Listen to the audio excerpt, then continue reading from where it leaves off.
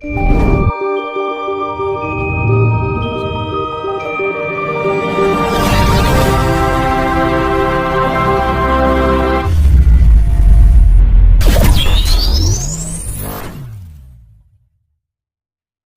warahmatullahi wabarakatuh.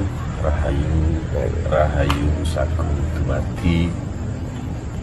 Mugi Gusti Allah tansah paring rahmat barokah tumantuk panjenengan sedaya. Dalasan para kulawarga ingkang nembe nandhang sakit dipun paring enggal saras awit kuasane Gusti Ilahi Rabbil Amin.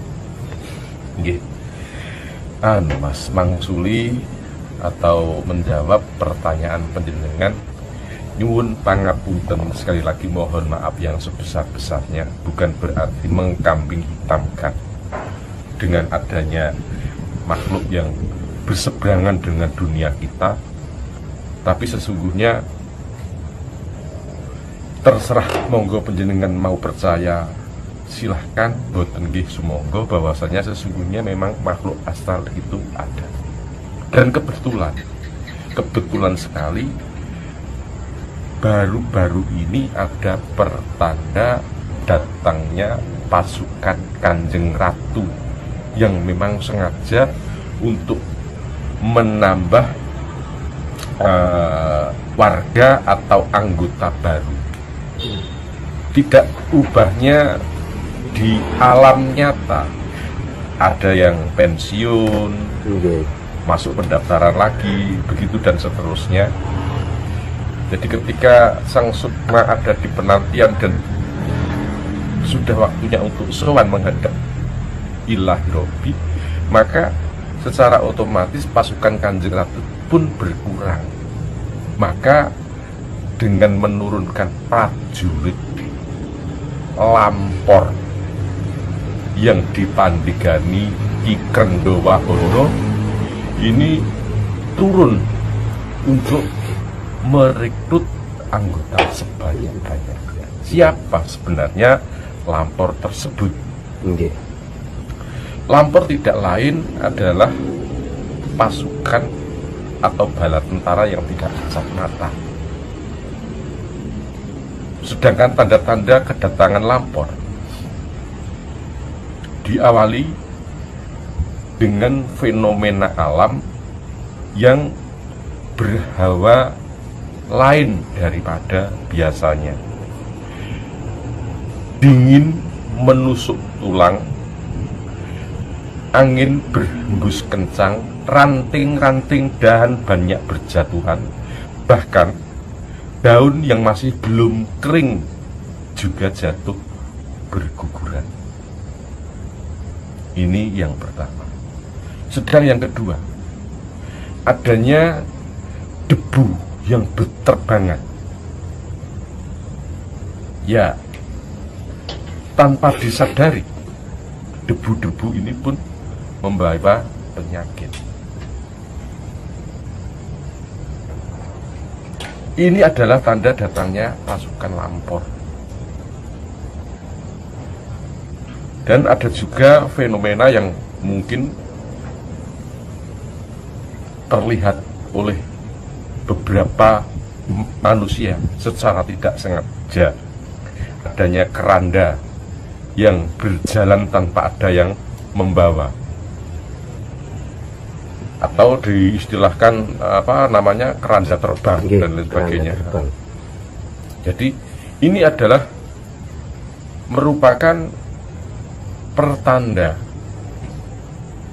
akan banyaknya orang meninggal, dan fenomena ini nyata-nyata terjadi.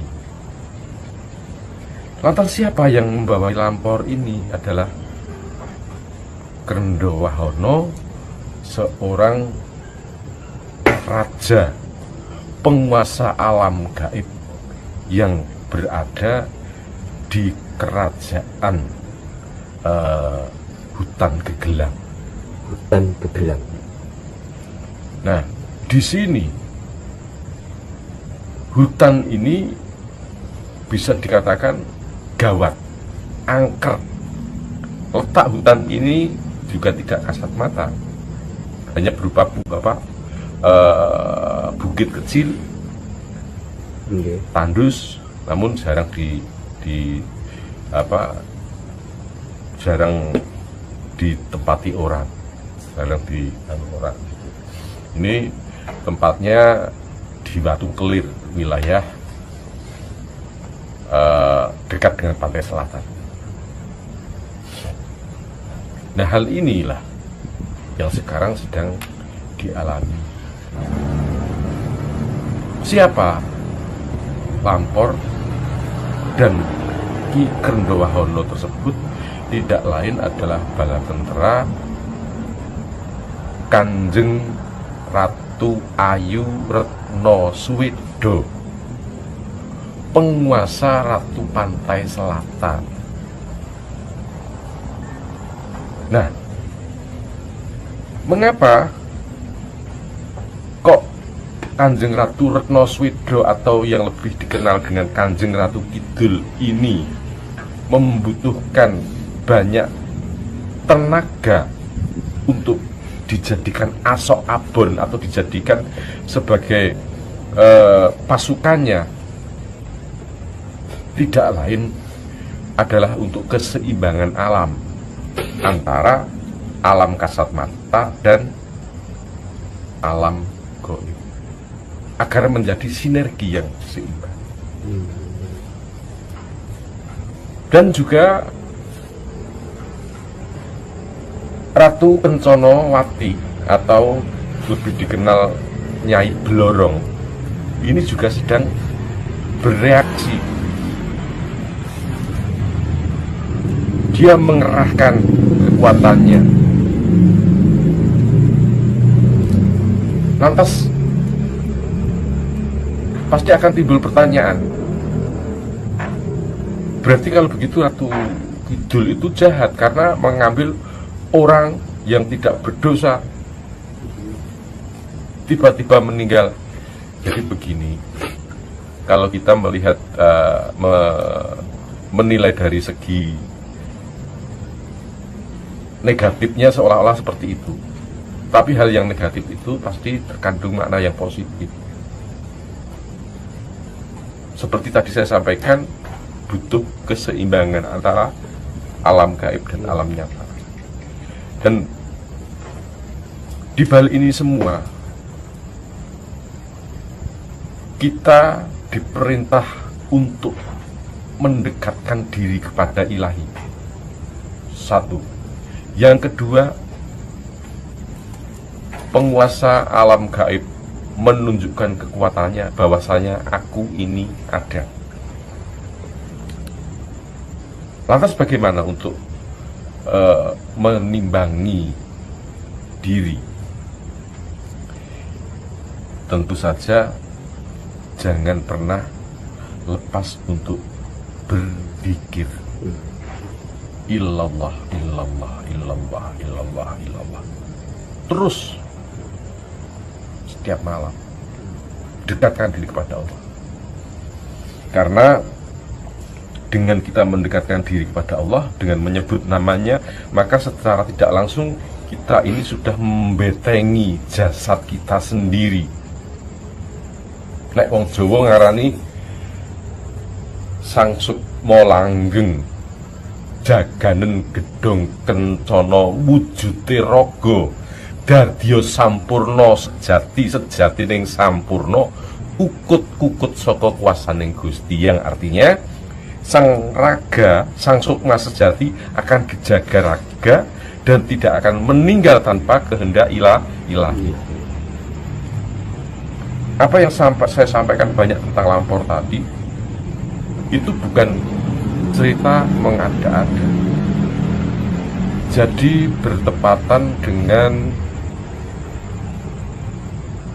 munculnya bulan ini. Kebetulan saya sedang bermeditasi. Harapan saya tidak lain adalah minta kebesaran Allah agar anak cucu saya selamat dan syukur apabila doa itu diterima oleh banyak tetangga, teman dekat, kerabat kami. Tapi tanpa disadari, saya melihat sepasukan orang yang memakai baju ala-ala kerajaan. Wujud, Mas. Nyata.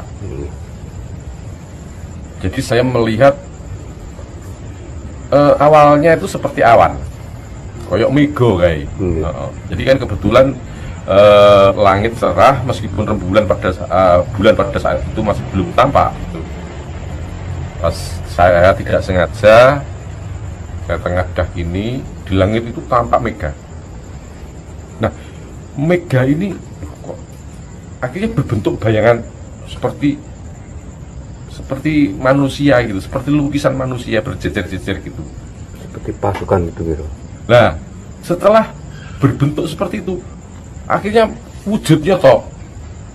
Jadi awalnya gambar tipis seperti siulat gitu, tapi akhirnya menjadi nyata. Dan ini dari arah kayak kidul kulon, dari arah kidul kulon, arah selatan barat, barat daya ya, barat daya. Itu baris. Ada apa ini ya? Makanya saya tahu, oh itu lampor. Wah, lampor. Jadi saya mungkin juga saya sebagai manusia yang masih menikmati pedasnya cabai, asinnya garam, bisa jadi tafsiran saya salah. Namun kalau saya mengatakan itu lampor. Sebentar Romo, istilah lampor itu kalau bisa dilihat dengan kasat mata, itu wujudnya seperti apa, Romo? Seperti saya sampaikan tadi, wujudnya seperti manusia. Seperti manusia. Dengan berpakaian ala-ala prajurit kerajaan di era-era Pajajaran atau Singosari atau Majapahit gitu. Dengan membawa lameng atau pedang panjang, tombak, lengkap dengan perisainya. Jadi itu saya seperti melihat film. Saya bertanya, opo itu wujudnya? Apa itu sesungguhnya? Dan akhirnya dalam batin ini berbicara itu lampor. Banyak orang yang meninggal mendadak tanpa sakit. Tanpa sakit. Ya, inilah yang kita rasakan pada saat ini. Maka seharusnya dalam hal ini kita sikapi dengan arif, bijaksana sebagai manusia. Kita harus menjaga diri kita masing-masing untuk mendekatkan diri kepada Sang Khalik sesuai dengan keyakinan, sesuai dengan kepercayaan masing-masing. Jangan sampai diri kita, orang-orang terdekat kita menjadi korban kelicikan bangsa-bangsa